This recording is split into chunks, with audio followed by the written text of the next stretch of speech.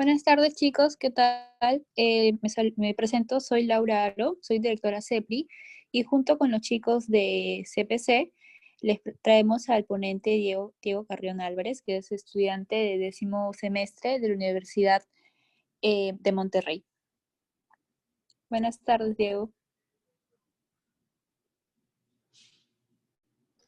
Hola, buenas tardes. No sé si ahí me alcancen a escuchar todos. ¿Sí se escucha, Diego? Ok, perfecto. Pues vamos a empezar a hablar un poquito de lo que es la lectura crítica. Déjenme prender una vez tantito la cámara.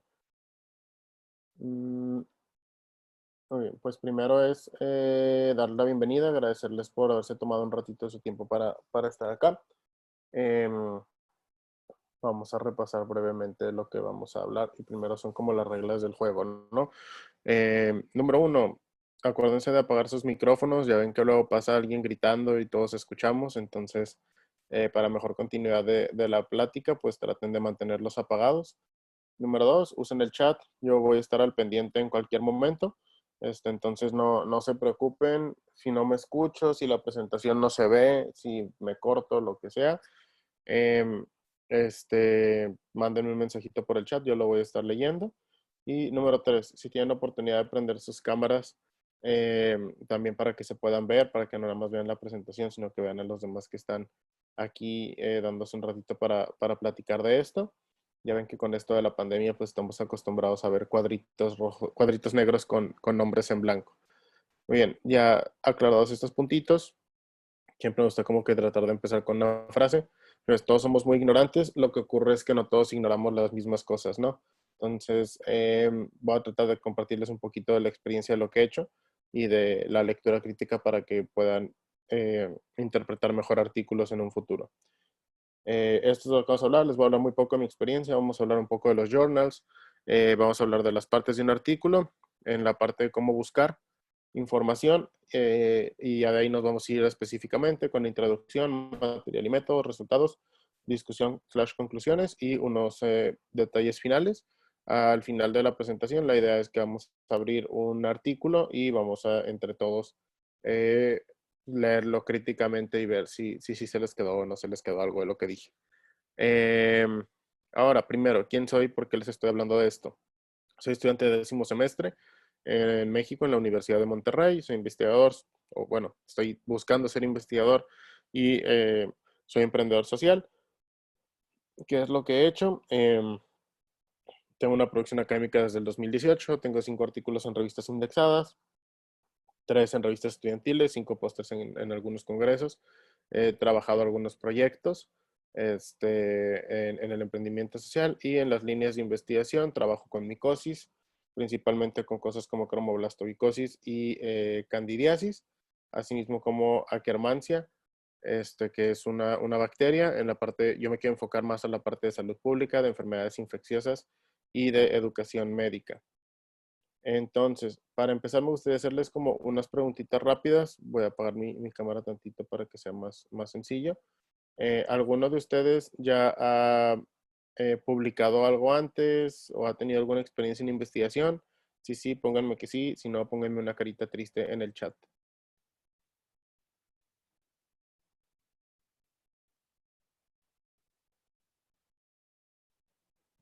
Ok, Stephanie, no, William Sousa, sí.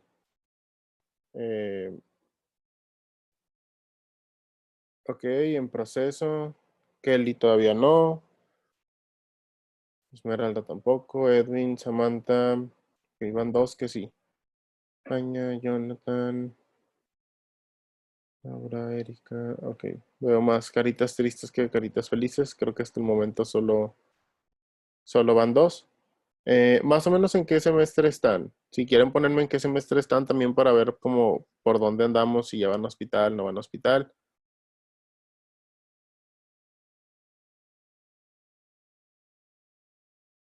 Ok, octavo, décimo,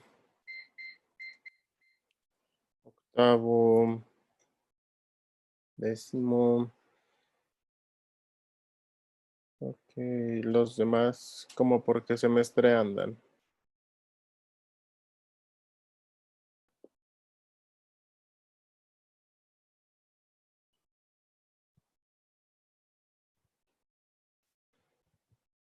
Ok, entonces los demás también andan más o menos por octavo, décimo. Vamos a creer que sí. ¿Hay alguien que esté más chiquito? Quinto. Ahí está Edwin en primero.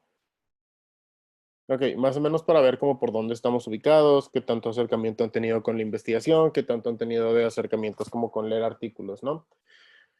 Entonces, para empezar, casi siempre me gusta empezar con una parte que trabajamos sobre mitos de la investigación, ¿no? Y uno de los primeros mitos que hay es que es algo aburrido, es algo que está pues de flojera, ¿no? Eh, Déjenme, voy a tener que dejar de compartir un tantito y volver a compartir porque no se está viendo la imagen. Entonces denme un segundo.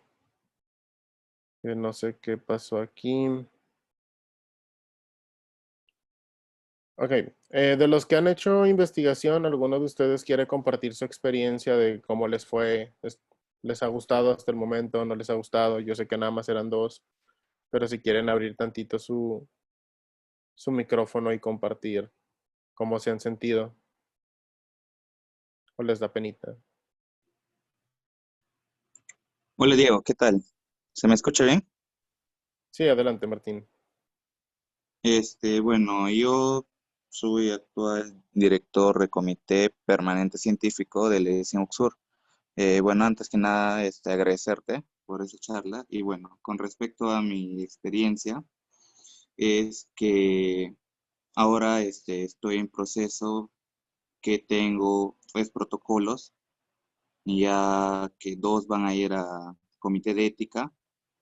Y aparte, como director CPC de la Universidad Científica del Sur, eh, hemos hecho dos líneas de investigaciones. Una que es dirigida hacia medicina tradicional y una Ujú. que es hacia salud mental. Ok, ok. Muy bien, Entonces, muy bueno, interesante.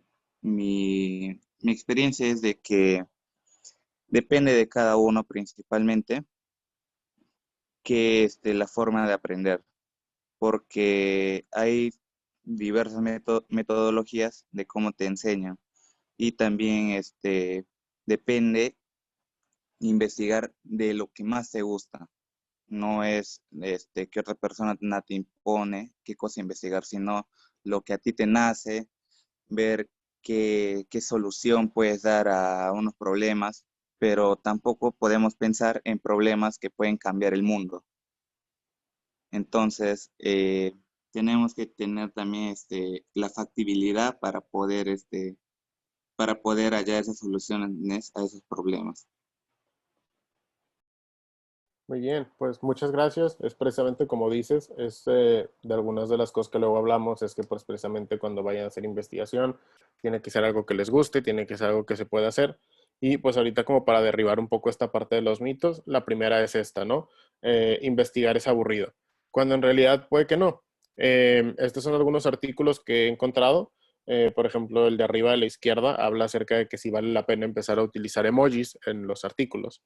Y el de abajo es un estudio a doble ciego en el que dos investigadores, que me parece que son de Reino Unido, eh, examinaron, si, no, son de Nueva Zelanda, de Australia, examinaron si podían diferenciar en un estudio, ojo, es controlado, es a doble ciego, entre un jamón serrano o jamón así de ese español, de que costaba creo que $40 y $400, y hicieron de que una prueba, ¿no? Estos dos artículos están publicados en una edición especial de Navidad del British Medical Journal.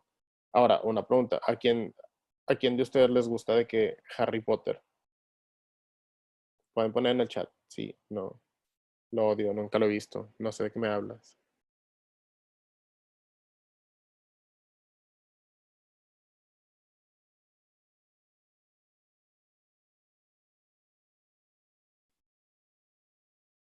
A nadie le gusta Harry Potter, o nadie sabe qué es Harry Potter. Créanme, esta pregunta tiene una razón de existir.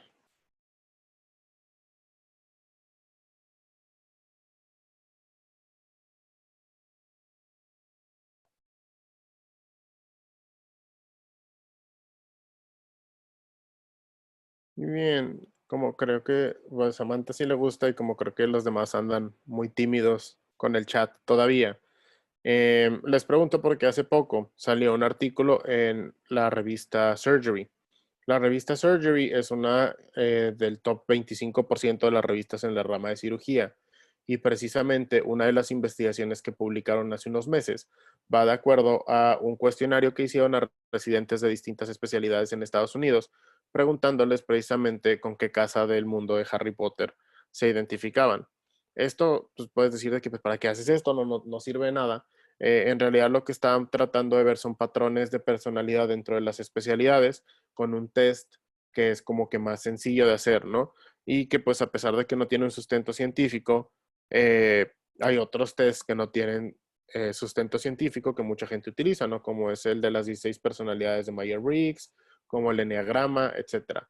Entonces, se publicó hace poco, ha sido bastante como hablado porque pues está como muy chistoso.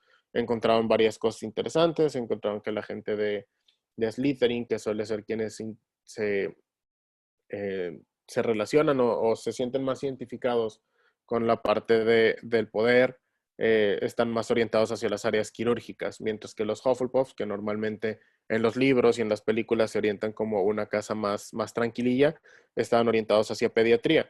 Y al momento de preguntar el por qué, estaban ellos con la teoría de que en realidad la tranquilidad o la paciencia de la gente que se identifica con esta casa es muy útil cuando estás tratando con pacientes pediátricos, ¿no? Entonces, uno es eso, o sea, no es tan aburrida como creen, pueden hacer muchas cosas. Y la otra es precisamente pues que mucha gente todavía tiene esta idea de que es gente para gente como con doctorados, con subespecialidades, ya grande, ¿no? Eh, Precisamente, pues como ya mencionaban hace rato, eso no es cierto. Hay journals estudiantiles que les permiten a ustedes como estudiantes el poder publicar. Hay estudiantes que han publicado en revistas indexadas. Entonces, eso de que solo pueden publicar la gente que tiene doctorados, que son subespecialistas, etcétera, pues la verdad es que no es cierto. En realidad, cualquiera puede publicar, cualquiera puede pues, entrar y ser parte de una publicación siempre y cuando cumple con ciertas cosas y así. Entonces, vale mucho la pena que ahorita que están todavía en la universidad, traten y se avienten a buscar publicar. Ahora sí, hablando de los journals, existen 7.462 journals en el mundo de medicina, de acuerdo al SJR, y de esos 203 están en Latinoamérica. ¿Por qué les digo esto? Porque primero, antes de hablar de una lectura crítica, tenemos que empezar a hablar de cómo buscar y dónde encontrar las cosas. Primero, bases de datos. ¿Cuáles son las bases de datos que hay como más grandes a nivel internacional? Primero, PubMed es grande, tiene un buen motor de búsqueda, tiene filtros y no todas las revistas están indexadas en PubMed. Es de hecho bastante difícil el que tu revista entre a, a esta base de datos. Tenemos Google Scholar, que quizás es como más amigable, pero los filtros son un poco más deficientes. Entonces, a veces se cuelan papers no tan buenos, a veces te salen tesis, te puede salir una que otra revista depredadora, etcétera. Y están otros como Clinical Key, que es la plataforma del Sevier. Entonces es muy difícil que consigas algo fuera del Sevier, ¿no? No encuentras cosas de Springer, de Boltz, de Nature, de Science, etcétera. Aparte de estas, pues hay algunas en español, como pueden ser Redalyc, como puede ser Latindex, Cielo, Medigraphic, etcétera, ¿no? Eh, entonces, siempre que vayamos a empezar desde donde hay que buscar un artículo científico, siempre empezamos por en qué base de datos lo estamos buscando. ¿Cuáles son los pasos a la hora de la búsqueda? ¿No? Empezamos quizás con el título. ¿Es atractivo? ¿Está relacionado a lo que busca? ¿Explica lo que trata el artículo? Ahorita vamos a entrar un poquito más en el título. Después es en la revista, que es una buena revista, es una revista depredadora, tiene buen factor de impacto, que ahorita otra vez vamos a hablar un poquito más de eso. Lenguaje, a veces pueden estar en otros idiomas, a veces están en inglés, si están haciendo revisiones sistemáticas y pues a veces te tardas un chorro en estar buscando el paper para descargarlo, lo bajas, lo abres y pues está en ruso, ¿no? Entonces ahí es un problema. Y el otro, el Open Access. Hay artículos que pagan para ser gratis, hay otros que no. Esto puede ser bueno o malo, ¿no? A veces pagas porque tu artículo es muy bueno y quieres que la gente lo lea. A veces pagas porque tu artículo es meh y si lo das gratis hay más chance de que más gente lo lea y lo cite. Ya después hay herramientas para encontrarlos de otra manera, pero pues esto está grabándose, así que no puedo decir esas cosas. Y ahora sí, hablamos de los journals en un primer punto, ¿no? Primero hablamos de la calidad. Uno de los indicadores de calidad más grande que van a tener ustedes para buscar las revistas es el SJR. El SJR, Scientific Journal Ranking, es una página que tiene, como les dije hace rato, aproximadamente unos 7.500 revistas de medicina de todos los países, de todos los idiomas. Y las revistas que entran en esta página tienen una cierta calidad. Aquí ya ahorita vamos a hablar un poquito más. Están eh, organizados por factor de impacto, por diversas cosas, ¿no? Cuando nos preguntamos qué revista vale la pena, una de las principales cosas que vemos son el factor de impacto. Pero hay otros indicadores que son también muy importantes, que tienen que ver con la indexación. Es decir, la revista está indexada en PubMed, es de muy buena calidad. Si la revista está indexada en Google Scholar, si la revista está en ResearchGate, puede que también sea de buena calidad, que ResearchGate, no sé si lo han escuchado, pero es una especie de Facebook como para científicos en el que tú creas tu perfil, subes tus artículos y tiene poco que habilitaron la opción de que haya revistas ahí arriba, ¿no? Entonces también te da una cierta garantía de calidad. Sin embargo, el factor de impacto es todavía lo que rige casi toda la vida a la hora que estás buscando una revista en la cual publicar, ¿no? ¿Y qué es el factor de impacto? ¿Cómo lo mides? Divides el número de citas entre el número de artículos publicados por revista por año. Es decir, si tú tienes una revista que ha publicado 20 artículos y tiene 20 citas, el factor de impacto es a 1. Esto no necesariamente significa que cada artículo haya sido citado una vez, sino que puedes tener un artículo que fue citado 17 veces y otro artículo que fue citado 3 y los otros 18 nadie los peló. Entonces, ¿de qué nos habla el factor de impacto? Nos habla de qué tanto los demás científicos consideran que la revista es de calidad. ¿Por qué? Porque si es de calidad, tú buscas citar esos artículos para tu propia investigación. Ahora, este es un ejemplo del SJR. Aquí les dejé la página, igual al rato se las pongo por el chat. Y aquí, por ejemplo, pueden ver los top 5 en medicina. Entonces, aquí tienes todo el factor de impacto. Por ejemplo, ahorita el que está mejor posicionado es cáncer. La revista de cáncer tiene un factor de impacto de 144.8, es decir, en promedio sus artículos se citan 144 veces. De ahí baja al New England, que son 55, Chemical Review son 46, Lancet 45 y Nature 41. Entonces, eso es el factor de impacto y es que qué tantas citas puede ser que tú tengas al momento de que se publica tu artículo en esa revista. Pueden ser más, pueden ser menos, pero más o menos te das una idea, ¿no? Cuando son factores de impacto ya así altos, o sea, por lo menos espérate unas 10 citas, 5 citas, porque son revistas súper top. Y aparte de esto, muchas veces las revistas lo tienen en su mismo sitio web. Por ejemplo, esta es la revista de Salud Pública de México, que tiene un factor de impacto del 2017 de 1.039. Ahorita ya subió a 2 y algo el año pasado. Entonces, otra vez, siempre es estarle echando un ojo a lo que es el factor de impacto porque es un buen indicador de la calidad de las revistas. Este es como otro punto aparte que es muy importante que conozcan. ¿Alguno de ustedes había escuchado hablar de las revistas depredadoras? Que quiera decirme por el chat sí o que quiera abrir su micrófono y decirme que había escuchado hablar de ellas.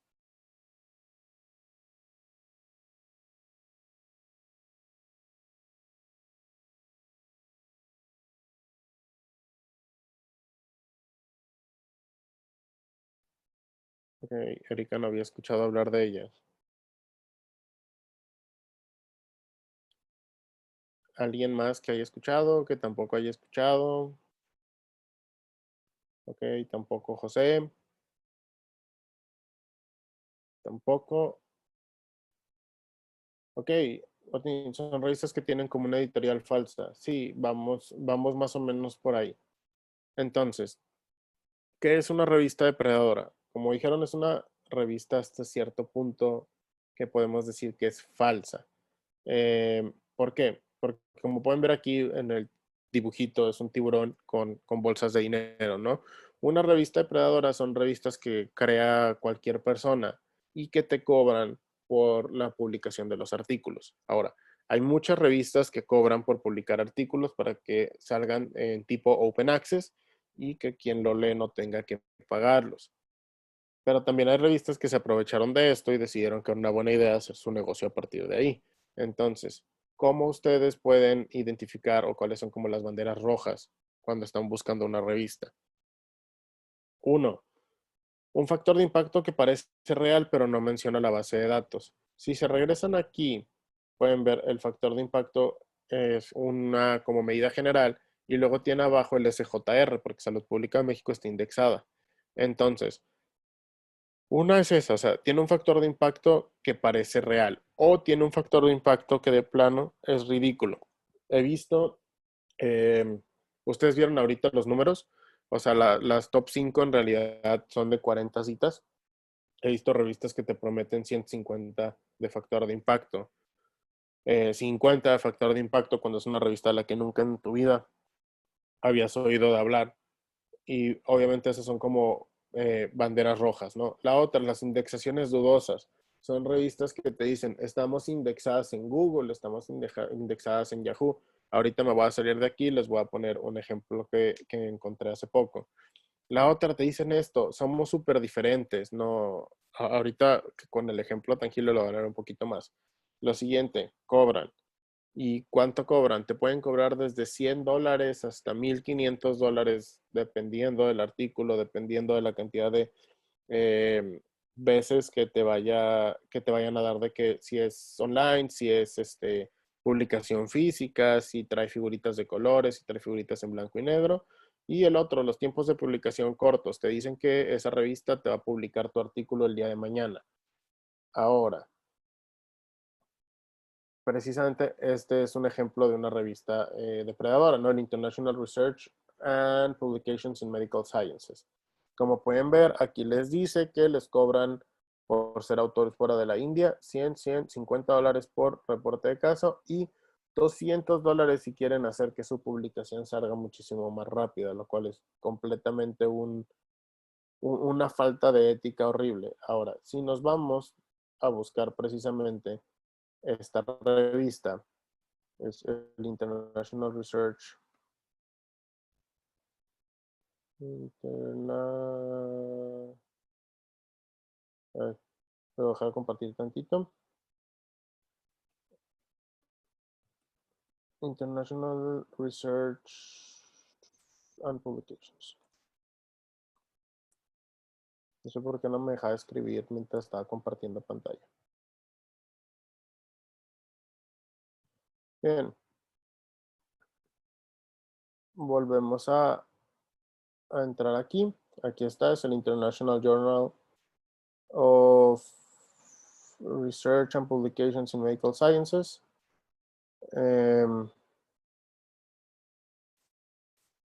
Aquí está.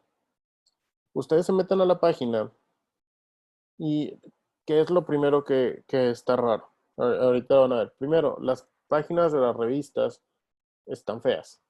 Eso es el número uno, ¿no? Entonces ustedes se meten, les carga esto que habíamos visto y lo primero que les había dicho. ¿Dónde está indexado?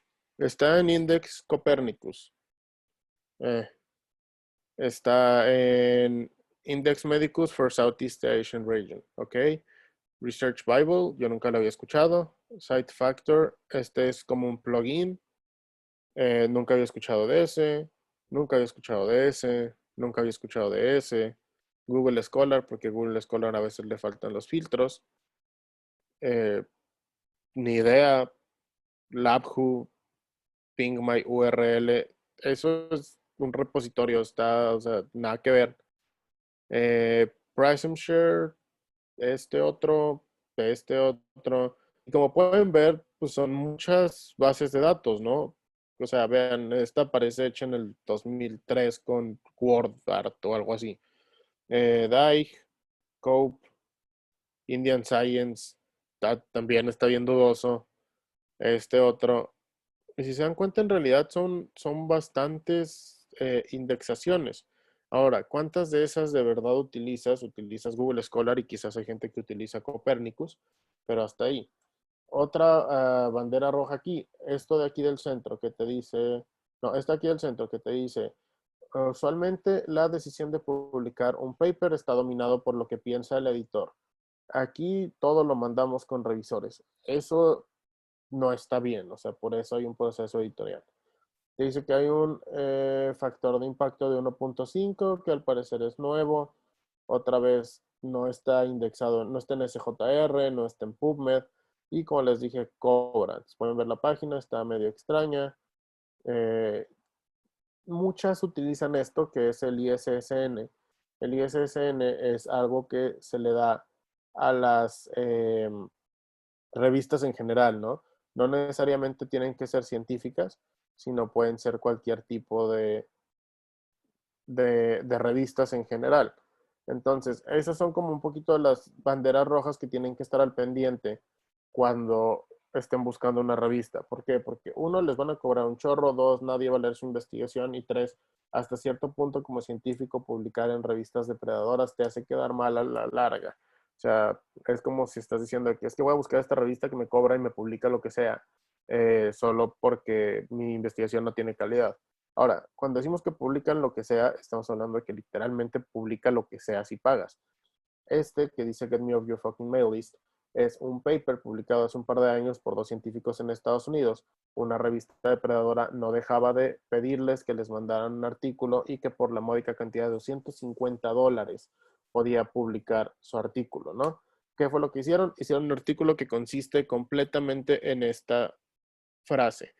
Es decir, introducción, material y método, resultados, conclusión, discusión, las gráficas, las tablas, todo lo único que dice es eso. ¿Qué pasó? Lo mandaron, pagaron, se publicó a los 3, 4 días. Entonces se volvió uno de los más grandes ejemplos de que en realidad puedes publicar lo que sea si paga. Hay una base de datos, ustedes pueden buscar lista revista de predadoras en Google y hay una base de datos donde vienen muchas revistas que han sido identificadas como predadoras. Siempre, pues, si ven que la revista está dudosilla, chequenlo ahí por cualquier cosa. Ahora, ya, pasando de que ya vieron que la revista sea de calidad, la checaron en SJR, tiene buen factor de impacto, no tiene factor de impacto, pero está ahí, no importa. Nos vamos a hablar de los tipos de artículo. No saben, hay distintos tipos, ¿no? Hay desde editoriales, cartas al editor, otros que pueden incluir arte, poemas, dibujos, etcétera. Reportes de caso o series de caso. De ahí tenemos revisiones que pueden ser sistemáticas o narrativas y publicaciones originales. Y por último, el mayor nivel de evidencia, que son los metaanálisis. Entonces, estos distintos tipos de artículo, como han de saber, tienen distintos niveles de evidencia. No podemos basar todo nuestro artículo en reportes de caso, sino que tenemos que buscar lo que tenga mejor evidencia científica. ¿Qué es lo que pesa más cuando estamos haciendo y escribiendo artículos? El metaanálisis. El metaanálisis es por excelencia la mejor evidencia científica, seguido de las revisiones sistemáticas y a partir de ahí artículos originales, reportes de caso, ya iba bajando, series de caso, reporte de caso, editoriales, carta al editor, etcétera, ¿no? Nosotros ahorita para fines prácticos vamos a hablar de las partes del artículo basados en la publicación original y después vamos a hablar un poquito de checkpoints que tienen que tener para revisiones y para metaanálisis. Entonces, otra vez, hablando de las partes de un artículo en las que nos vamos a enfocar, la introducción, pues la introducción al tema, la importancia de la investigación, material y métodos, es con qué se hizo y cómo, los resultados, y la discusión y conclusión donde se presentan las correlaciones. Ahorita vamos a hablar un poquito más en detalle de cada uno. Cuando estamos hablando del título, ¿qué es lo primero que vemos? ¿Qué es lo que evaluamos? Primero, que sea claro sobre el tema del artículo, que sea sencillo de entender. Está prohibido poner abreviaturas en un título y que no tiene que ser demasiado largo. Ejemplos. Este está muy largo, es un efecto del mucílago extraído de la fruta de no sé qué en la glucosa sérica a niveles lípidos en células beta de ratas diabéticas. Está muy largo. Pues está bien, pero está muy largo. De hecho, van a ver que muchas revistas, cuando suben ustedes los artículos, les piden también que suban un título corto. Y el de abajo está un poquito más acomodado porque también es como, creo que es una revisión. Y dice, el link entre el metabolismo de los microbios a la tolerancia a antibióticos en la microbiota. Ejemplos malos. Las cenizas son las cenizas quemaduras de contacto en niños. Eso, o sea, entiendo el chiste y pues la revista es de quemaduras, pero pues también está un poquito pesado, ¿no? Este que supongo que habla sobre un trauma en el que alguien terminó con dientes en el cerebro. Vaya, estos son más como, pueden ser muy buenos, pueden ser muy malos, por lo menos te hacen que lo voltees a ver. ¿Qué es malo? Esta editorial de Oncología de 1998. Una rosa es una rosa, como una rosa es una rosa, pero que es un adenoma gástrico, ¿no? Un adenocarcinoma gástrico. No sé por qué pusieron ese título, no tengo idea, pero es un muy buen ejemplo de un título malo. Y el de abajo es un muy buen ejemplo de un título bueno, ¿no? Es decir, tú piensas probablemente que este artículo se trata de ti, percepciones narcisistas. ¿Por qué? Porque hace que lo voltees a ver, es muy explicatorio que habla como percepciones narcisistas en personalidad y reputación, y hace que los científicos pues volteen a ver el paper como con un chistecillo, ¿no? Muy bien. Después ahí va el abstract. ¿Qué es el abstract? Tiene que ser un pequeño resumen, tiene que ser autoexplicativo, es decir, tú tienes que entender el abstract sin necesidad de entender todo el artículo. Ok, algo en el chat. A ver, se congeló la pantalla. Sí, se congeló. Ok. Eh, de lo último, ¿se alcanzaron a ver los títulos o no alcanzan a ver los títulos de los artículos?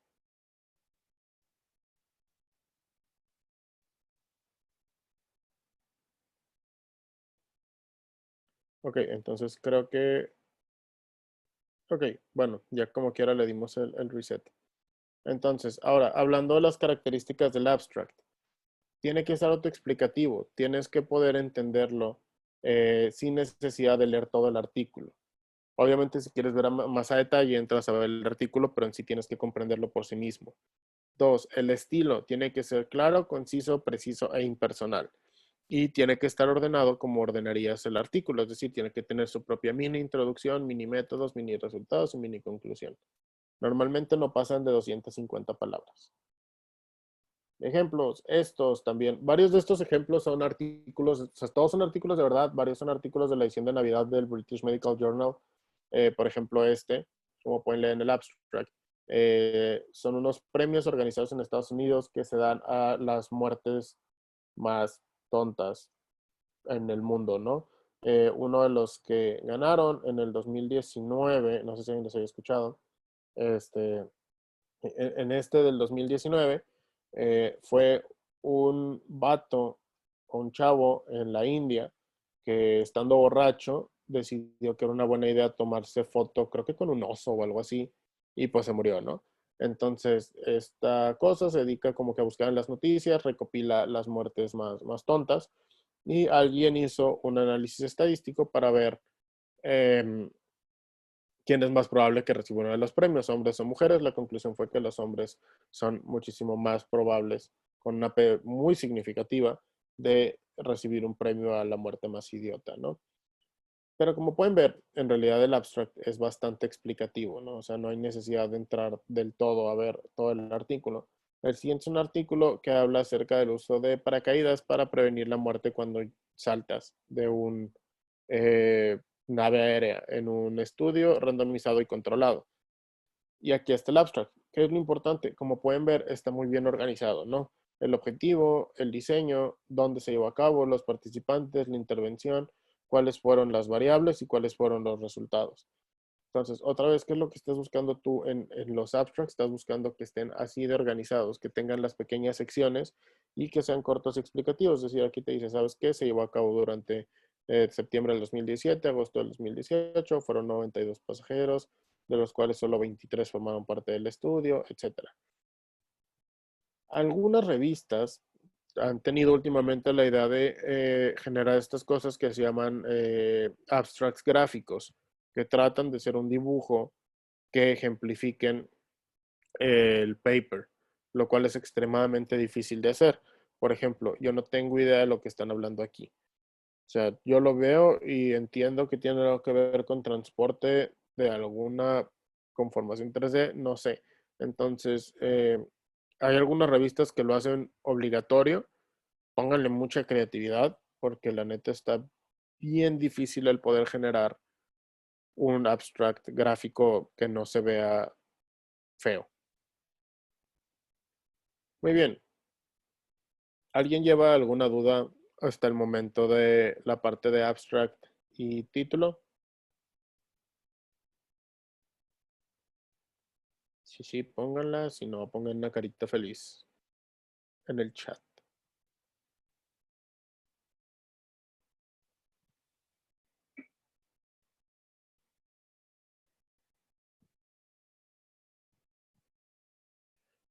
Ok, carita feliz.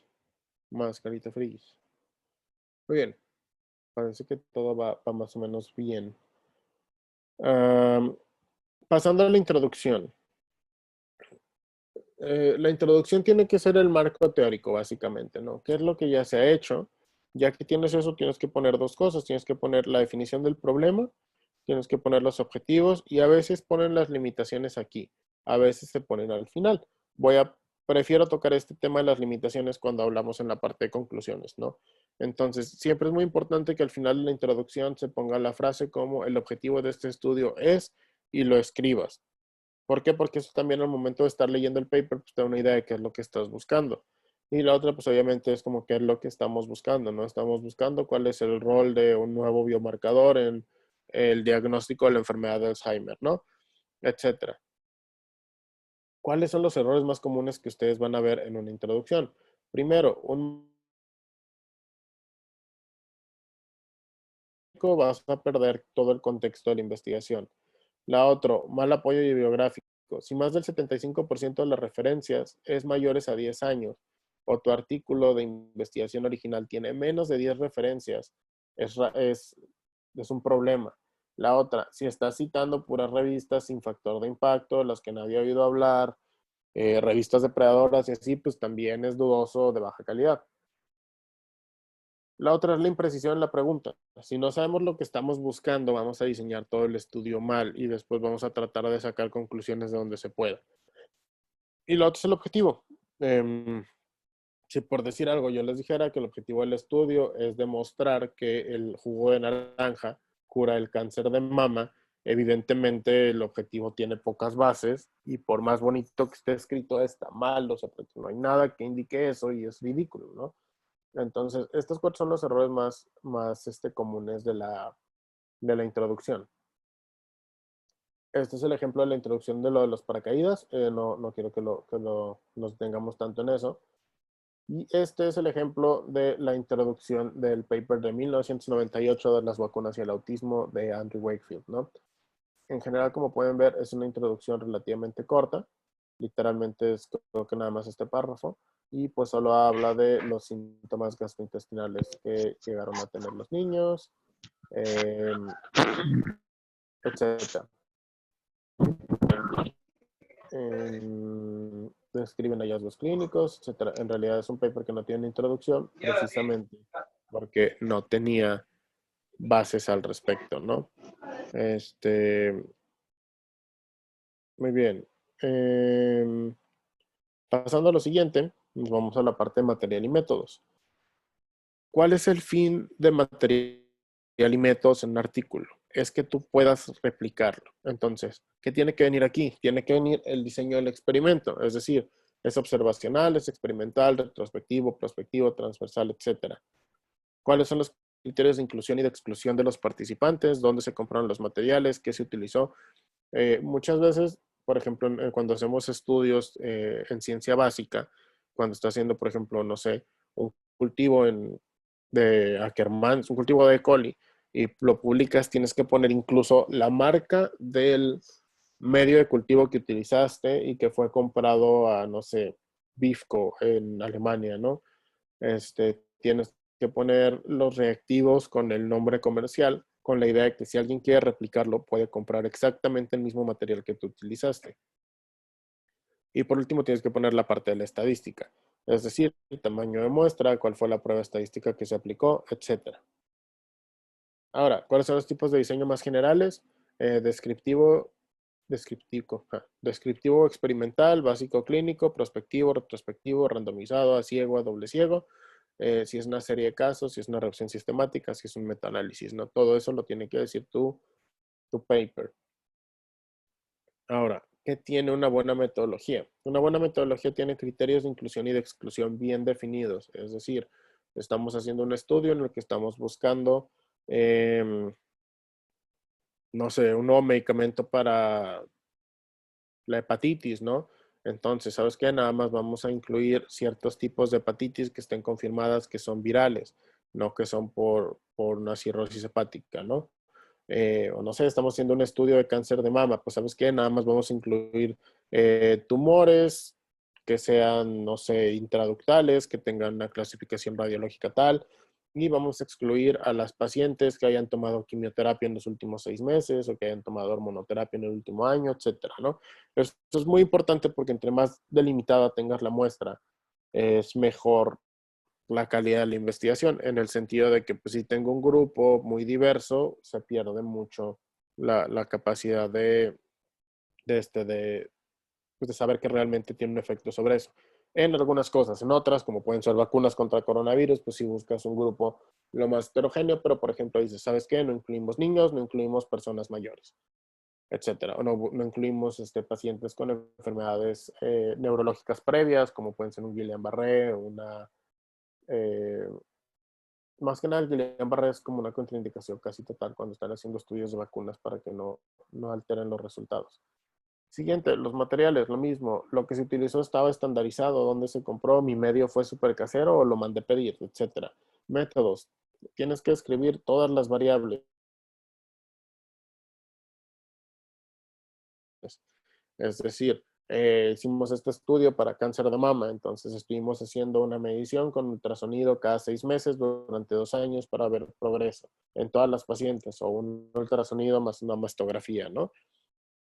Tienes que escribir exactamente todo lo que estás buscando, ¿no? Si aparte le pediste marcadores séricos de cáncer, si aparte le pediste una VH, si aparte le querías medir, no sé, la creatinina para ver que no tuviera problemas con el nuevo medicamento, todo eso tiene que ir en la parte de métodos.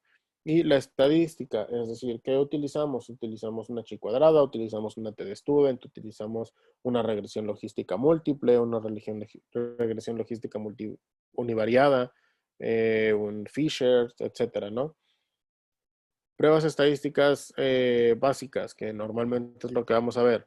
Una t-students, que son variables cuantitativas, es decir, las cosas que tienen un numerito, ¿no? Es decir, edad, ¿sabes qué? Estamos comparando edades y niveles de hemoglobina.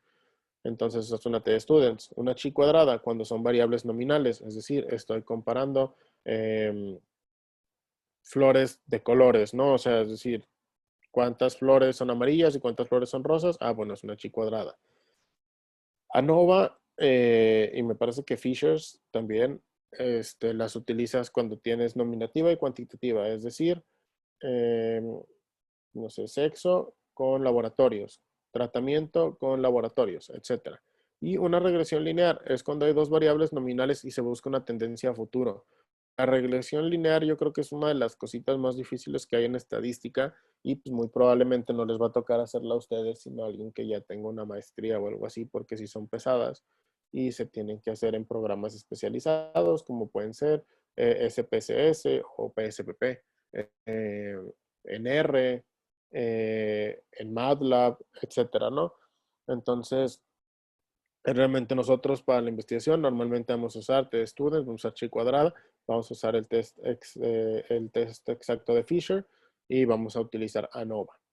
Ahorita les dejo en el chat y les enseño un poquito más de una mini página que hay para eso. Y como les dije, ¿qué es lo más importante? Materiales y métodos existe para que si tú quieres hacer ese experimento en tu universidad, puedas hacerlo. Y tiene que darte el mismo resultado que le dio al investigador, o alguien está haciendo algo mal, puede ser tú, puede ser él, etc. Ejemplos de materiales y métodos. Otra vez, volvemos al paper rechazado de Andrew Wakefield. Eran 12 niños en el departamento de gastroenterología. Lo que él hizo fue, fueron admitidos al hospital y aquí todas las pruebas que les hizo, ¿no? Les incluyó visión de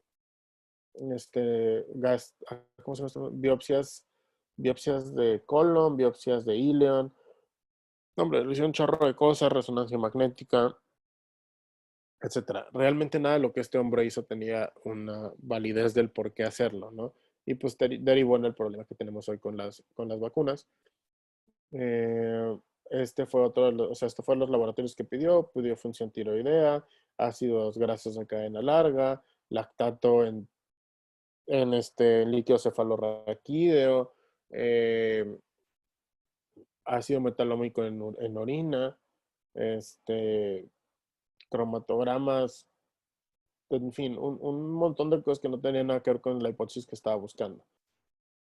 De ahí, lo siguiente es la población del estudio. Este es otra vez en la parte del artículo de los paracaídas, ¿no?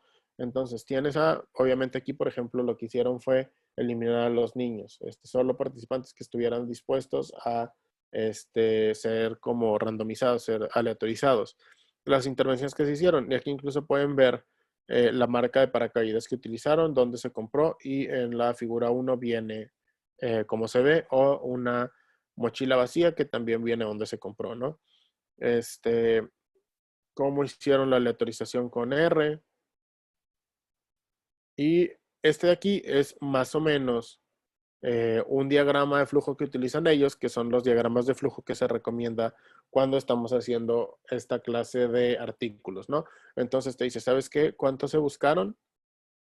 En este caso buscaron a 92, 69 pacientes, fueron 64 los que dijeron que no querían ser aleatorizados y 5 evidentemente pues fueron excluidos por criterios de los investigadores. Los 23 que quedaron, 11 fueron controles, 12 fueron em,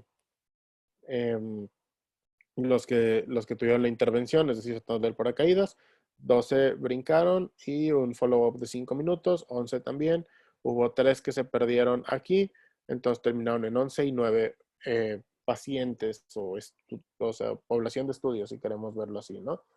¿Por qué nos recomiendan esta clase de diagramas de flujo? Pues porque hacen muchísimo más fácil que nosotros podamos ver o comprender cuál fue el proceso de inclusión-exclusión y por qué si registraron a 1000 pacientes terminaron con 3, ¿no? Entonces, normalmente aquí te pueden decir de que cuántos salieron del tratamiento por efectos secundarios, cuántos simplemente no volvieron a la clínica porque pues pasa, cuántos se quejaron de dolor de cabeza y creyeron que era culpa del medicamento, etcétera, ¿no? Ahora, cuando hablamos de materiales y métodos, ¿qué es lo importante hablando de otro tipo de artículos? Revisiones sistemáticas se sugiere utilizar esto que se llama prisma. El prisma es precisamente un diagrama de flujo que nos ayuda a la sistematización de la información. Es decir, yo estoy haciendo un artículo en el que estoy investigando cáncer, o sea, con las palabras claves, cáncer de mama y tamoxifeno, ¿no? Entonces tú buscas y te dice, ¿cuántos totales te salieron en tu base de datos que va a ser PubMed? Ah, pues 600. Después de remover los duplicados, ¿cuántos te quedan? 624. ¿Cuántos de esos revisaste? 623 porque uno estaba en chino. ¿Cuántos excluiste? 551. Esto es cuando haces un screening de que nada más lees título y abstract. Después de los artículos que leíste todos, ¿cuántos excluiste y por qué? ¿Sabes qué? Estos no eran de cáncer colorectal o síndrome de Lynch. Estos tenían deficiencias en alguna parte. Estos no mencionaron fallas éticas. Entonces tú tienes 8 reportes en el que pudiste identificar fallas éticas, ¿no? Y ya, ¿qué sirve? Otra vez, es lo mismo, la sistematización de la información y de que si alguien quiere hacer el mismo artículo, tiene que salirle más o menos parecido. Para las narraciones, las revisiones narrativas, que son las que estamos más acostumbrados a leer a veces mientras estamos como estudiantes, se pide o se prefiere el SANRA. El SANRA es lo que te permite ver si estás de calidad lo que estás haciendo, ¿no? Entonces se justifica la importancia, vale la pena las preguntas, la descripción de la búsqueda de la literatura. Tú bajas esta escala y basada en esa puedes hacer tu revisión y obviamente si tú la subes a la hora en la que cuando haces por ejemplo revisiones sistemáticas, muchas revistas te piden que subas un prisma para saber que la hiciste bien. Lo mismo con el SANRA. Hay muchas revistas que te van a pedir que lo subas o le van a pedir a los revisores que te evalúen con un SANRA. Y por último, cuando estás hablando de metaanálisis, se pide la metodología de Cochrane, que son las guías básicas e indispensables para la realización del metaanálisis. Las guías Cochrane son lo que necesitamos, o sea, lo que tienes que seguir si quieres hacer un metaanálisis. Ahora, resultados. ¿Qué es lo que nos importa de los resultados? ¿Qué es lo que buscamos? 1, gráficas o tablas que expliquen los datos. 2, solo el texto necesario. Y 3, no repetir material y métodos. Estas son las cosas que llamamos las leyes de Edward Tufte, que nos sirven a la hora de analizar gráficas. Entonces, primero, el tamaño del efecto es igual a los datos que en los gráficos. Es decir, si yo tengo 100 pacientes y pongo un gráfico con 80, está mal. 2, solo muestra un porcentaje pequeño de los posibles eventos. Otra vez, tengo un gráfico de 100 pacientes, uno se dio de baja, 2 murieron y 97 terminaron. Si yo solo pongo 97 y 2 que murieron y no pongo en la gráfica el que se dio de baja, está mal. Que comience en 0, el eje Y. Hay mucha gente muchos investigadores o muchos artículos que comienzan el eje Y desde el primer valor positivo, ¿no? Entonces, en vez de empezar en 0, empieza en 100 y eso obviamente te altera toda la percepción, o empieza en 50, te altera toda la percepción de la gráfica. Y 4, que el gráfico se alargue más allá del periodo de estudio. Si yo tengo un gráfico en el tiempo en el que estoy poniendo 12 meses, que fue lo que duró mi estudio, y mi gráfica tiene 14 meses, está mal. ¿Cuáles son los principales errores que ustedes y yo nos vamos a ir encontrando cuando estamos trabajando con, con la parte de los resultados? Primero, la parte de la población. No se describen las características de población en el estudio. 2, las pruebas no son las correctas, están manipuladas. Tienen que tener mucho cuidado de que la chi cuadrada y todo eso sí sirva para lo que están buscando. 3, la relación. Los principales descubrimientos no corresponden a los objetivos del estudio. O 4, los datos y opiniones. Tú no puedes poner tu opinión personal o ningún dato cuando estás trabajando en los resultados. Eso se tiene que reservar para conclusiones y discusión. Entonces, cuando hablamos de la discusión, literalmente es analizar los datos que pusiste y ya, compararlo con lo existente. Y cuando hablamos de la parte de las conclusiones, hay 3 cosas muy importantes. Primero, un resumen de los hallazgos. Segundo, no puedes en la conclusión decir, ay, se me olvidaba, el tamoxifeno también dio dolor de cabeza. No, o sea, eso tiene que ir en resultados. Y 3, que es lo que les comentaba, es reconocer las limitantes del artículo. Cuando estamos trabajando un artículo es muy importante siempre poner de que, ¿sabes qué? Nada más lo realicé en mi país. Entonces es probable que si tú lo realizas en otro país, quizás con condiciones diferentes, los resultados sean otros. O sabes que fue un estudio unicéntrico en un hospital privado, entonces los resultados versus un hospital público van a ser distintos. O sabes que fue un estudio en una comunidad urbana, cuando en una comunidad rural se puede comportar de forma diferente. O simplemente sabes que nada más encontramos 20 personas con la enfermedad. Es un buen primer vistazo a la situación, pero hace falta que alguien lo replique con 1000 personas, con 150 personas, con un tamaño de muestra más grande. La parte de la lectura crítica y en general es la parte de tener un abstract completo, entendible, con un primer vistazo al artículo, una introducción con información completa acerca de los antecedentes a investigar, tiene que ser extenso, resultados en los que las pruebas tienes que ver que sean las correctas y que no estén manipuladas, y una conclusión precisa. Esto, no leas la conclusión después del abstract porque te va a dar un mal, no te va a ayudar. Ahora, no sé si se lo puse aquí. Hay un orden para cuando están buscando ustedes artículos y se prefiere que empiecen siempre como título. Después de leer el título, ven, ¿me sirve o no me sirve? Si me sirve, se van al abstract. ¿Me sirve o no me sirve? Si me sirve, me voy a resultados. ¿Por qué? Si los resultados están mal, todo está mal. ¿Por qué no me voy directo a la introducción? Porque tiende a ser mucho y en realidad no pesa tanto. Resultados. Están bien. Material y métodos. ¿Están bien? Conclusión. ¿Me sirve la conclusión? Sí. Pasa. Ya después puedo ponerme a leer con detalle todo. Esto es buscando como que ustedes en un momento en que, por ejemplo, están haciendo una revisión sistemática en el que quieren ver modelos murinos de Alzheimer, ¿no?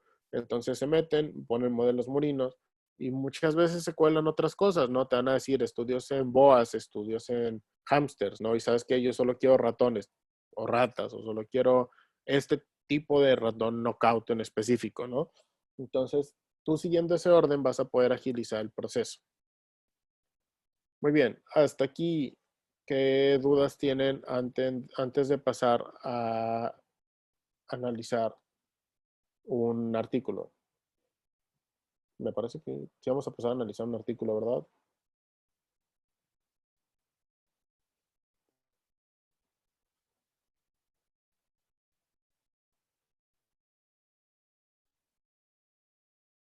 Ok, entonces, ¿dudas que tengan hasta aquí?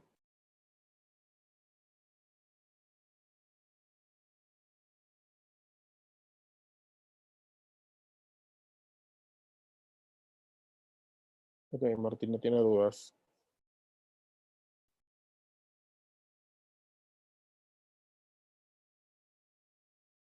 Eh, Muy bien, voy a dejar de compartir tantito la pantalla y nos vamos a mover a leer el artículo. Entonces, em, déjenme nada más y lo pongo. Pueden irlo bajando ustedes en sus computadoras para, para checarlo cada quien, o lo podemos checar en el Zoom. Es un artículo de Lima, pues infeccias por COVID-19 y de COVID, para que, pues, aprovechando que estamos en el tema, ¿no? Entonces, otra vez les voy a compartir la pantalla para empezar a checar. Muy bien, esto va a ser muchísimo más dinámico, entonces ahora sí les voy a hacer más preguntas. Em, ¿Alguno de ustedes ya lo había leído? ¿Todavía no lo habían leído? No me acuerdo, salió hace poco, creo. Entonces no estoy seguro. A ver. Ok. Empezamos por el título. ¿Alguien quiere decirme qué les parece el título? Que escriban en el chat, pueden abrir su micrófono. Está como muy amigable esto, nadie los va a juzgar, creo.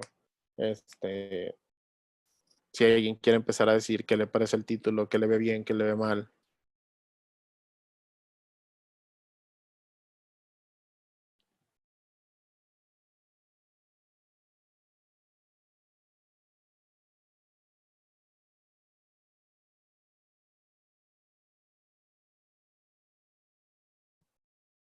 ¿Qué onda, raza? ¿Les da pena o qué onda? Ok, Erika, específico pero largo. Si no quieren hablar, escríbanlo en el chat. No, no les voy a decir que están mal. Como les dije al principio, o sea, relájense, soy estudiante, no soy un profesor, no voy a calificarlos, nada de eso. Entonces, ustedes tranquilos, todos estamos en confianza. Entonces, precisamente como dice Erika, está específico, pero está largo. Em, sí, vamos a eso, ¿no? En este caso, puede que por el hecho de que estamos hablando de una pandemia y tenemos una población muy bien definida, que es en el Hospital Nacional de Lima, en Perú, sí se hace un poco más largo, ¿no? Em, Como pueden ver, es un artículo original y aquí tienen el resumen. Entonces, ¿alguien quiere em, lean el resumen tantito y como pueden ver está bien estructurado, tiene la introducción, tiene el objetivo, tiene los métodos, tiene los resultados y tiene la conclusión. Como pueden ver son poquitos casos, son 14 casos, con la mayoría de sexo masculino, un promedio de edad de 73 años, la mayoría eh, tomaron la infección fuera del país. Pueden ver, este artículo fue publicado en abril, entonces pues ya tiene tiempo, ya cuando todavía no haya tanta transmisión comunitaria quizás, vienen estudios de laboratorio, vienen cuadro clínico y viene al final la conclusión. Entonces, antes de pasar a leer las cosas, ¿qué síntomas conocen ustedes ahorita del coronavirus? Pónganmelos en el chat. Signos y síntomas, así que digan de que importantes. Ahorita te contesto esa pregunta, Rosemary.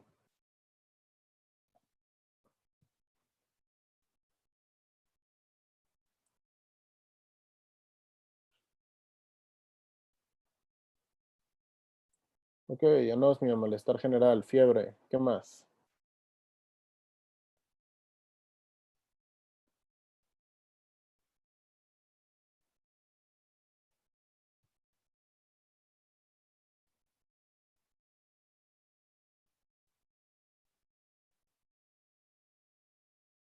Disnea, disausia, tos seca, disnea. Muy bien, muy bien. ¿Alguien quiere agregar más signos y síntomas? ¿O ya con esos tienen?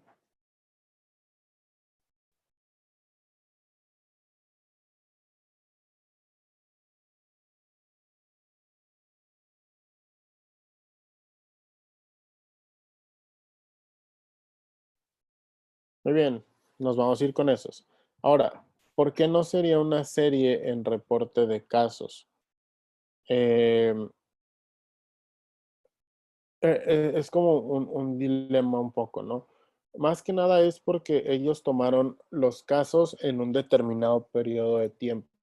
Normalmente tú cuando haces una serie, una serie de casos, casi siempre son enfermedades raras o manifestaciones extrañas de algo, ¿no? En este caso, como lo que hicieron fue tomar, y ahorita lo vamos a ver en la población, no están tomando todos los casos de coronavirus, sino que están tomando solo los casos fallecidos. Entonces, se orienta más hacia un estudio descriptivo epidemiológico, porque tienes una población total, que son casos de coronavirus, y solo estás haciendo una caracterización epidemiológica de los que fallecieron, tratando de explicar por qué se murieron. Mientras que un reporte de casos sería quizás cuando surgieron los primeros 5 o 6 casos en un hospital de coronavirus al principio, ahí quizás sí era más hacia un reporte de casos que hacia otra cosa, ¿no? Pero ahorita, eso se va a ver un poquito más ahorita que vemos la parte de material y métodos, ¿no? Me voy a soltar la introducción porque pues ya saben más o menos cómo es lo del coronavirus y nos vamos a material y métodos, ¿no? Entonces, como puedes ver, que lo que te decía Rosemary es un estudio observacional y es retrospectivo, que es decir, muy probablemente utilizaron los expedientes de pacientes que ya fallecieron en el hospital ubicado en el distrito de Lima, Perú, incluyendo a los pacientes fallecidos con resultado positivo de infección de COVID. La muestra se tomaron todos los pacientes positivos entre el 6 de marzo y el 4 de abril y las variables, ¿no? Es decir, pacientes con diagnóstico. Esto es un poquito más como hacia criterios de inclusión y exclusión. Entonces, primero, ¿qué es lo importante? ¿Cuáles eran los criterios de inclusión para entrar en esto? Primero, la prueba de PCR positivo. Segundo, pues que el paciente haya fallecido lamentablemente. Y como pueden ver, se revisaron las historias clínicas y registros buscando distintas variables sociodemográficas, antecedentes, clínicas, radiológicas, tratamiento indicado y evolución. Muchas veces la parte sociodemográfica no se trata, pero también es muy importante. Y esta es la otra, se hizo un análisis estadístico. En este caso, se hizo un análisis estadístico descriptivo. Entonces, solo vamos por la parte de los promedios, distribución de frecuencias absolutas y relativas. Es decir, este artículo, a pesar de que nada más diga eso, significa que no trae pruebas de chi cuadrada, no trae t-students, no trae eso, creo. Ahorita lo vamos a ir viendo. Consideraciones éticas, autorizaciones de los participantes. Y ahora, los resultados. Hay 14 pacientes fallecidos entre el 11 y el 31 de marzo. Pueden ver ustedes aquí las edades, el predominio en el sexo masculino. Y normalmente esto lo ideal es que se ponga en una tablita como la que tenemos aquí abajo. Es decir, tenemos el N, que es la cantidad de los casos, qué porcentaje fue menor de 30, qué porcentaje fue entre 30. Pueden ver que la mayor mortalidad está en pacientes en mayores de 60. Eh, masculinos con una presencia del centro de Lima y con una infección local. Factores de riesgo, pueden ver que es el hecho de ser un adulto mayor, la hipertensión arterial, la obesidad, un EPOC, diabetes, corticoides e infección por VIH. ¿Cuántos factores de riesgo tienen los pacientes? 1, 2, 3. Fue más común que tuvieran 2. De ahí, ¿qué fue lo que hicieron? Ya que entraron, vieron los expedientes, vieron, por ejemplo, tiempo de enfermedad entre 3 y 14 días, cuáles fueron las manifestaciones clínicas más frecuentes al ingreso, que ahorita vamos a ver en la siguiente tabla, que se realizó una radiografía de tórax en 9 pacientes, no en todos, y tomografía en 2, la parte de los tratamientos, etcétera, ¿no? Todo esto, los resultados, siempre es mejor expresarlo en tablas, como lo vimos hace rato y como lo vamos a ver ahorita, ¿no? En la tabla 2, cuando estamos hablando de los síntomas, por ejemplo, estamos diciendo, ¿sabes qué? De fiebre, tenemos 11 casos con fiebre, 11 con disnea, 10 con tos, 4 con diarrea, 2 de rinorrea y inofagia, 2 de náuseas y vómitos. Ahora, ¿por qué? Porque cuando estábamos al principio de la pandemia, por la cantidad de casos, por lo que sabíamos, muchas veces algunos otros signos y síntomas, como los que ustedes mencionaron, como pueden ser la anosmia, como puede ser el malestar general, no se tomaban, o la disgeusia no se tomaban tan en cuenta, ¿no? Signos, la polipnea, estertores y una saturación de oxígeno menor a 90, y los exámenes auxiliares, cómo salieron, ¿no? Quienes tenían una PCR elevada, quienes tenían una presión no me acuerdo cuál es la PAFI, pero es con espirometría, la linfopenia, la leucocitosis, las transaminasas, la hiperglicemia. Aquí hay otros estudios similares que también contaban la deshidrogenasa láctica, la velocidad de sedimentación globular, etc. Y pues al final esto les permite precisamente el caracterizar al paciente. Entonces, el objetivo fue describir las características de pacientes fallecidos por COVID en un hospital terciario. Y nosotros podemos ver aquí abajito en los resultados, en la discusión, que está cumpliendo con el objetivo. Es decir, describes los primeros hechos ocurridos en el hospital y estás caracterizando a una población en el sentido de que lo que estás haciendo es poniéndoles como, ¿cómo decirlo? Como las comorbilidades más frecuentes, ¿no? O cómo es que se van a presentar, quiénes son de todos las personas que puedan llegar a presentar la enfermedad, qué factores hay detrás de que sea más probable que mueran o se vayan a su casa tranquilamente. Y precisamente se enfoca en esto, en el objetivo. Es un estudio descriptivo, entonces te dice cuáles son los síntomas frecuentes, cuáles son los exámenes auxiliares, síntomas gastrointestinales con presentación atípicas, factores de riesgo. Algunos están sugiriendo el uso del CUSOFA. En algunos casos hubo problemas para realizar los exámenes por los problemas. Esto de aquí, en los primeros casos, es precisamente una de las limitantes del artículo. Es decir, nosotros tuvimos problemas en un principio para poder tomar bien los laboratorios. El hecho de que los hallazgos hayan sido similares a lo reportado en Asia y en Norteamérica. Las lesiones reportadas en China, Corea, Francia y Estados Unidos como una lesión intersticial de neumonía viral, pero por la falta de estudios adecuados en los pacientes, ¿no? En cuanto a los tratamientos, como ustedes saben, ha sido todo un caos. Nos hemos movido de empezar con hidroxicloroquina y acitromicina, a algunos estudios con ivermectina, algunos estudios con tenofovir, con remdesivir, y a la fecha lo único que funciona, vamos a ver si se lo saben. ¿Alguien de ustedes sabe cuál es el único medicamento que está ahorita aprobado para tratamiento de COVID? Si no se lo saben, no pasa nada, nomás es como fun fact. A ver si lo han escuchado hablar.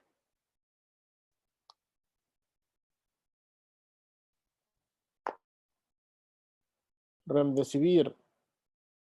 Sí y no. De hecho, ese es un problema. Sí, Javier Fernández, exactamente. Es dexametasona en pacientes intubados, que fue un estudio que se encontró en Reino Unido.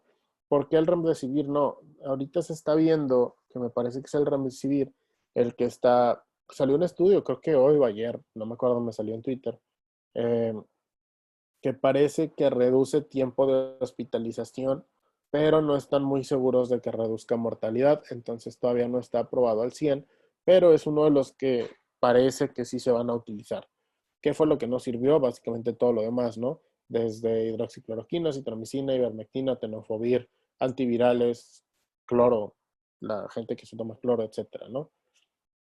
Y ahora, entonces, como dices, es el tratamiento más frecuente a pesar de que no hay evidencia disponible suficiente. Eh, y aquí están las limitaciones del artículo.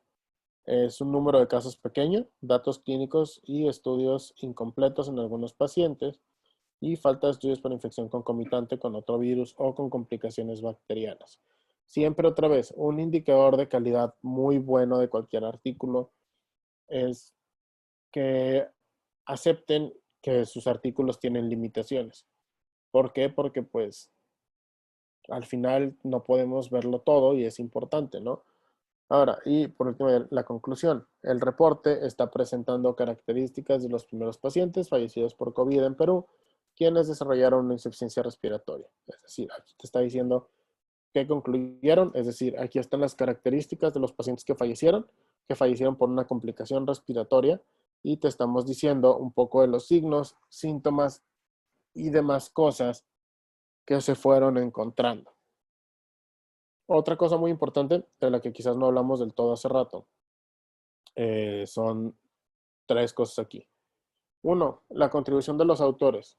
Eh, ¿Qué autor hace qué cosa? ¿O por qué te ganas el derecho a ser autor? ¿No? Esos son checklists dependiendo de las revistas, pero en general se sugiere o está bien estipulado que tú para ser un autor tienes que cumplir con varias cosas. Uno, estar involucrado en la ideación del proyecto, estar involucrado cuando realizan el experimento, cuando analizan los datos y cuando escriben el paper. En general son esas cuatro cosas las que se piden para que tú puedas ser un autor. Como pueden ver, aquí dice, todos los autores han participado en concepción y diseño, aporte de pacientes, recolección de resultados, análisis e interpretación de datos, redacción del artículo, revisión crítica y aprobación de la versión final. ¿Por qué? Porque muchas veces pasan dos cosas. Uno, nosotros como estudiantes creemos que por haber hecho un cultivo un día suficiente para que se nos incluya como autores. O dos, también pasa que hay un investigador que no te quiere meter como autor a pesar de que pues tú cumples con todos los criterios para hacerlo, ¿no? La parte del financiamiento, en este caso fue autofinanciado, es muy importante también siempre decir de dónde vienen los recursos. Y eso va de la mano con el conflicto de interés. ¿Qué es un conflicto de interés? Es yo como autor que, que puedo tener o que me pudo haber pasado para que yo decida publicar esta cosa, ¿no? Pues por decir algo, ¿sabes qué? Yo trabajo... les voy a poner un ejemplo más fácil. ¿Se acuerdan del artículo este de 1998 en el que Andrew Wakefield criticó mucho una vacuna? Algo que no se dice tanto es que él tenía un conflicto de interés muy fuerte. ¿Alguien sabía cuál era el conflicto de interés que tenía él para publicar este artículo?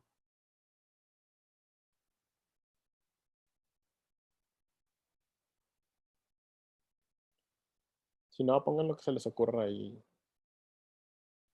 ¿Qué conflicto de interés podría tener él para decir publicar un artículo que criticaba una vacuna y que la vinculaba con autismo?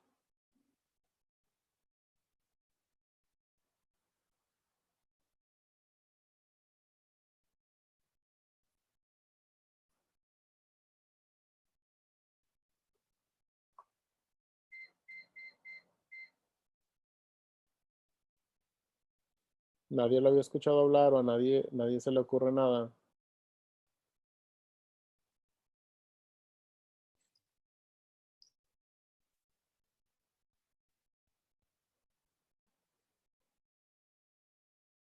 Está bien, está bien. Resulta que él trabajaba en un laboratorio rival. O sea, él estaba de hecho trabajando en un laboratorio que también estaban desarrollando una vacuna. Entonces él publicó el artículo para demeritar la vacuna del otro laboratorio, ¿no?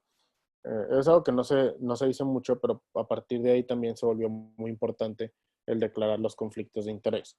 Es decir, o sea, dónde trabajas, para quién trabajas, es muy, muy, muy, muy importante, en específico cuando estamos trabajando con ensayos clínicos. ¿Por qué? Porque pues, si yo trabajo en el laboratorio que hace, como dijeron, el Remdesivir, y estoy escribiendo un artículo de que el Remdesivir cura el COVID, pues eh, ligeramente sospechoso. Ahora, este es un artículo descriptivo. Me gustaría que analizáramos tantito la revista, que como pueden ver es la revista de la Facultad de Medicina Humana y está indexada en Cielo. Entonces,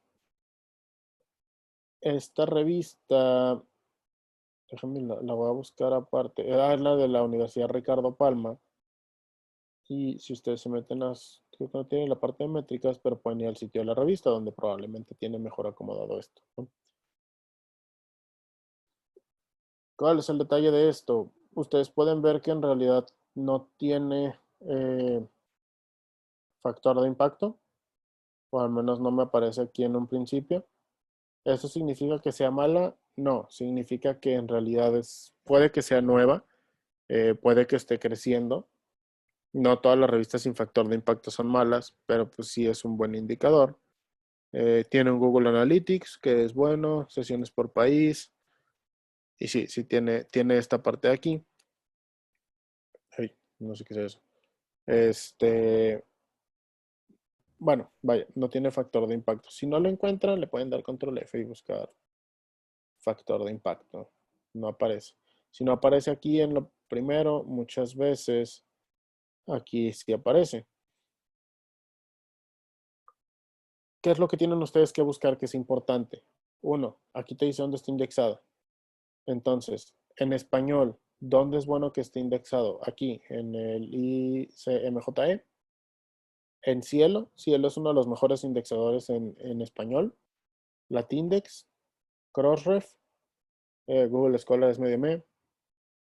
Esta revista es de acceso abierto. Y otra vez, no tiene, déjame ver si tiene factor de impacto. Entonces, Stress About en información general. No, ahora, esto es una revista de una facultad que incluye estudiantes, graduados académicos, investigadores y nacional e internacional. ¿Qué quiere decirnos esto? Quiere decir que probablemente esta revista también puede entrar hasta cierto punto como un poco una revista estudiantil, ¿no? Entonces quizás no tiene un factor de impacto tan alto por eso, eh, pero el hecho de que esté con estas indexaciones es bastante buena. Eso también porque es importante, como les dije, haber checado las cosas en cuanto en cuanto a la revista. Ahora, si ustedes quisieran entrar y publicar en esta revista, ¿dónde se tienen que meter? Precisamente esta parte que son las instrucciones para el autor.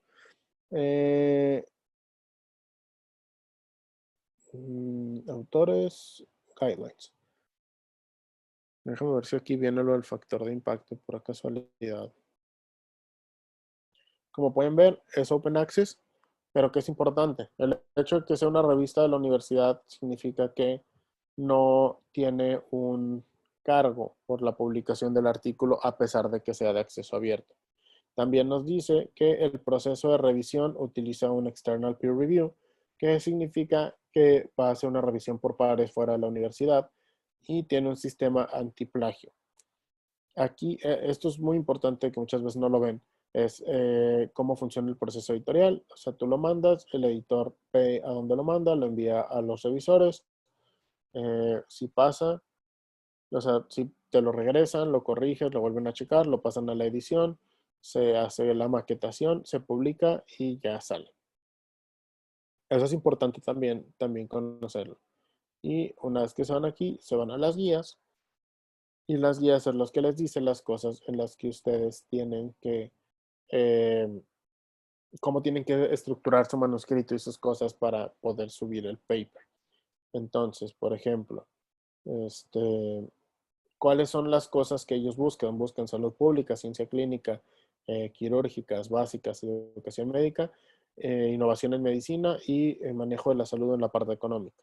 ¿Cómo enviar los artículos? Tienen que tener una letra de presentación, cuál es el proceso de revisión que tiene, cuál es el peer review, las reglas específicas para cada sección, como editorial, artículo original, etcétera. Acuérdense siempre, siempre, siempre, siempre que vayan a enviar algo a una revista, chequen las reglas de edición, ¿no?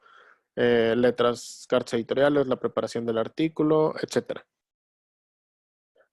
Básicamente ahorita ya, hasta cierto punto, lo que me gustaría que me dijeran es, ¿creen que el artículo que analizamos es bueno, es malo, que le falta, que le sobra? ¿Está me, no está me? Si alguien quiere hablar, puede hablar. Si alguien quiere escribirlo en el chat, pueden escribirlo en el chat.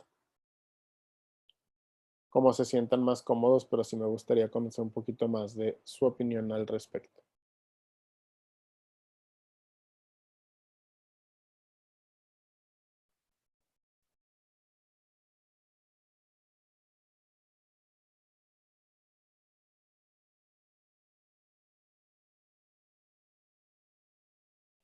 ¿Nadie tiene preguntas? Bueno, sí, ¿Alguna antes, opinión acerca de la exposición? ajá, primero que me digan qué les pareció el artículo. O sea, si sienten que está bien, está mal, está me.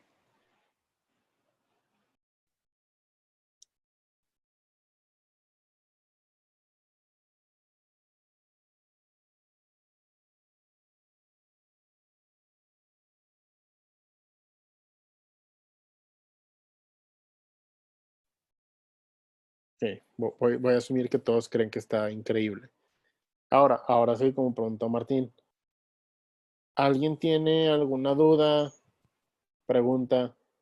No solo, si quieren, no solo sobre la parte de la lectura crítica, sino en general de cómo hacer investigación, cómo empezar, bla, bla, bla.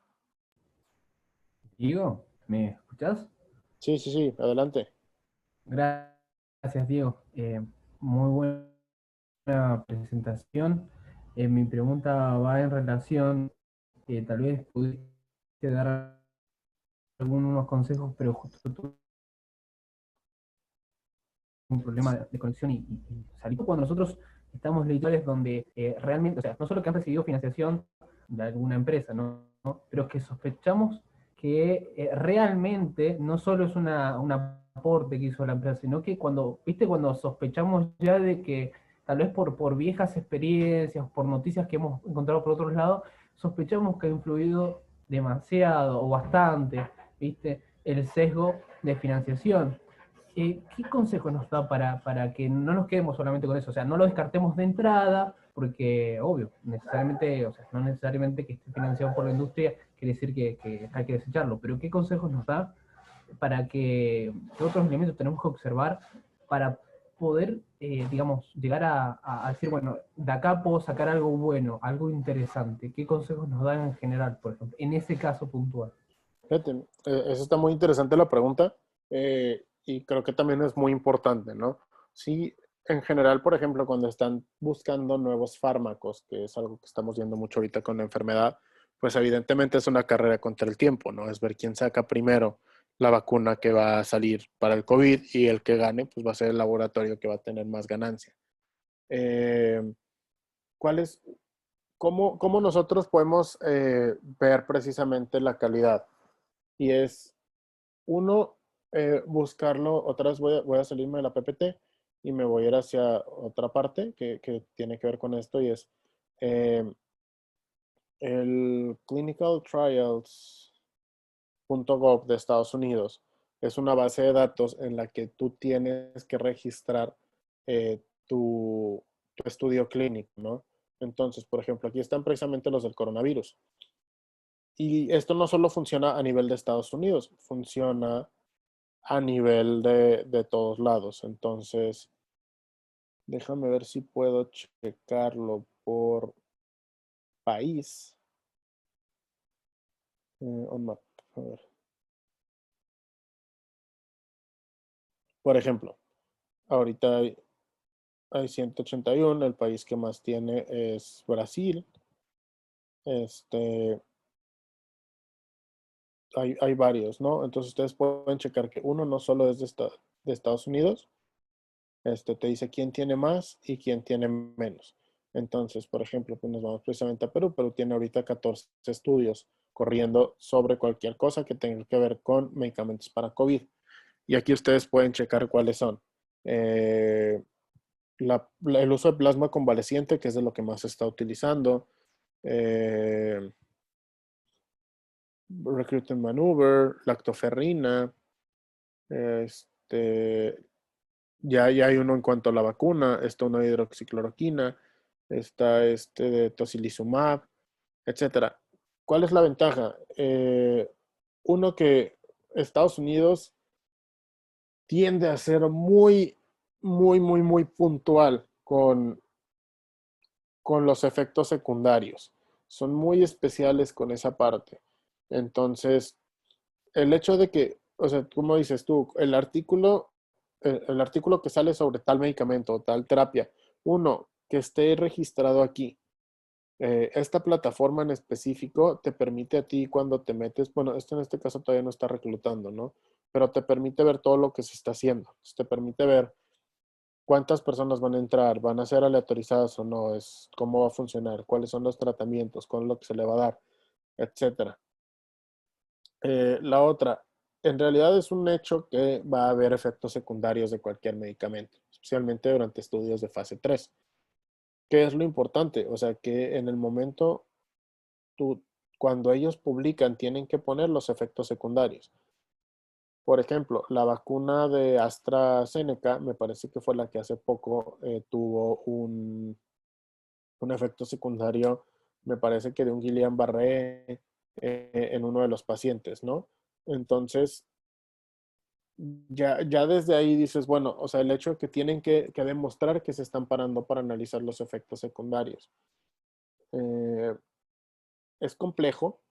La verdad es que creo que son muchas cosas. Creo que uno de los indicadores, otra vez, como hablando de calidad, que tienes que checar son dos. Uno, como dices, la fuente de financiación tiene que estar bien descrita. Dos, lo ideal es que en muchos de los artículos, eh, es decir, no es, o sea, yo como farmacéutica te doy el medicamento a ti, a tal hospital, y el hospital es el encargado de hacer todo el proceso, ¿no? Entonces, muchas veces también cuando son estudios multicéntricos, si tienes 3, 4 hospitales, pues obviamente te aumenta la confiabilidad porque ya es más difícil que 3 o 4 hospitales se pongan de acuerdo todos para sacar resultados similares. Más aún si son internacionales, mejor aún. El otro es que esté registrado en este tipo de páginas. Hay una para Europa, me parece también, porque este casi no tiene tanto para Europa. Pero pues te vas dando una idea de que tienen un poquito más de calidad. Siempre todo lo que sea medicamentos, pues está padre, pero hay que estar checando cómo está, ¿no? Si es como dices, muchas veces el hecho de que lo financie una industria farmacéutica sí pone un poco en duda la ética, pero el hecho de que te lo digan ya es un buen paso adelante. Eso, que digo, que aparezcan este tipo de páginas, de preferencia que sean realizados por un tercero, o sea, por un tercero, o que los investigadores que le están haciendo no tengan vínculos con la farmacéutica. Es decir, yo como investigador externo lo hago y yo no trabajo ni tengo ninguna relación con tal, solo en el conflicto de interés pongo de que fui seleccionado para tal tratamiento de la farmacéutica Novartis, ¿no? Y ya, más o menos eso. Es un tema bastante complejo.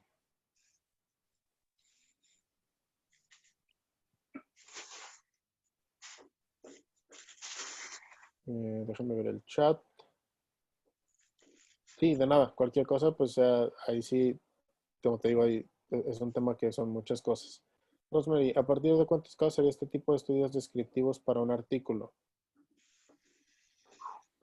Creo que más allá de la cantidad de casos, te puedes ir por la parte de las poblaciones. Es decir, ¿qué es lo que quieres describir? O sea, cuando hablamos de series de casos y cuando hablamos de estudios descriptivos, hablamos de que la serie de casos no es tanto como un estudio en una población en un tiempo, es decir, no estamos analizando todos los casos de coronavirus que llegan de marzo a abril en un hospital, sino que en realidad son 5 casos que pasaron el último año, así como aislados, y tú decidiste juntarlos simplemente para que en vez de reportar uno, reporte 5. Los reportes de casos van más hacia enfermedades raras, pero en general la diferencia es desde el objetivo, ¿no? Es decir, yo tuve 5 casos aislados que me interesa juntar, o yo estoy viendo que hay un incremento en casos de cáncer de mama de un tumor filoides en mi hospital, entonces voy a tomar un corte en el tiempo de 2 meses y voy a analizar todos los casos de filoides que se presenten, sean los que sean. Entonces, siento que más allá de que sea un número, nos tenemos que ir hacia la parte de objetivo y idea. Siempre que estás trabajando más que nada con poblaciones de hospital en un determinado lapso de tiempo, va a ser más un estudio descriptivo epidemiológico que una serie de casos. No sé si me expliqué o no me expliqué. Espero que sí. Pero sí, también hay una línea como delgadilla ahí, pero tiene que ver más con la parte del objetivo.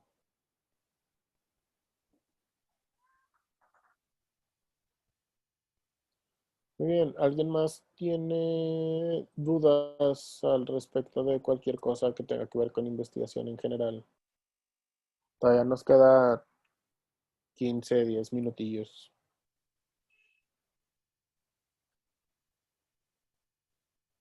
Bases de datos como UpToDate, ¿es confiable? Sí, sí. De hecho, cuando estamos trabajando en la escuela así, lo mejor es usar, bueno, para mí me gusta mucho StatPearls porque es gratis, me gusta UpToDate y me gusta ambos.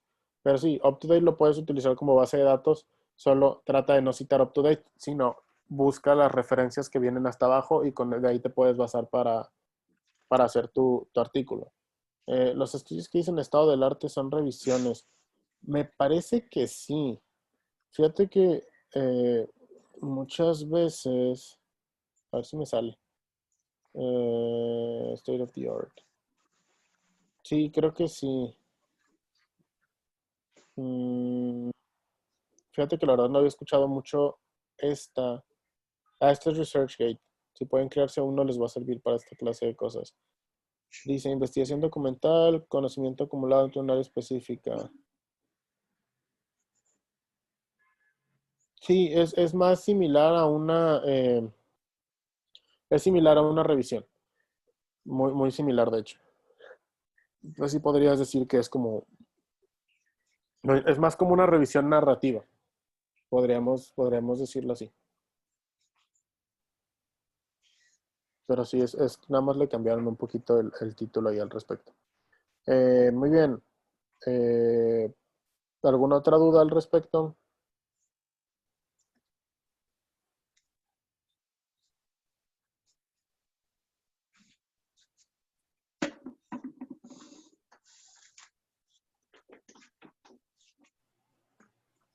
Bueno, Diego, si ya no hay dudas, vamos a ir ya finalizando eh, la charla. Bueno, agradecerte por tu tiempo y también recordar e invitar a todos los participantes que el martes tenemos también una actividad con Diego también, que es lectura crítica de artículos descriptivos. La hora que se va a realizar es de 3 a 5 de la tarde y están totalmente invitados y esperamos su participación. Sí, precisamente ya hace un poquito más hacia la parte de leer varios artículos descriptivos y que pongan en práctica lo que aprendimos hoy. Uno, pues espero que les haya gustado. Ok, nada más para contestar la pregunta de Rosemary. Para trabajos de la tesis de la U, ¿es factible un estudio descriptivo de menos de 30 casos? Está muy específico. Ay, güey. Creo que ahí depende un poco más de qué es lo que te pida la universidad. Es que digo, por ejemplo, o sea, un estudio descriptivo de 30 casos depende también de la enfermedad que estés analizando, ¿no? Es decir, si estás haciendo un estudio descriptivo de 30 casos de una enfermedad con una incidencia de 1 en cada 5,000, pues sí sería, pero si es 1 de cada 10, pues ya no tanto, ¿sabes? Ahí sí, la verdad te fallo, no estoy muy seguro de cuál sería la respuesta para eso. Eh, Sería mejor que checaras con tu universidad como si ellos te lo permiten o no. Yo sí creo que es factible, pero ya de que los sinodales te digan si sí o si no, pues ya es otra cosa.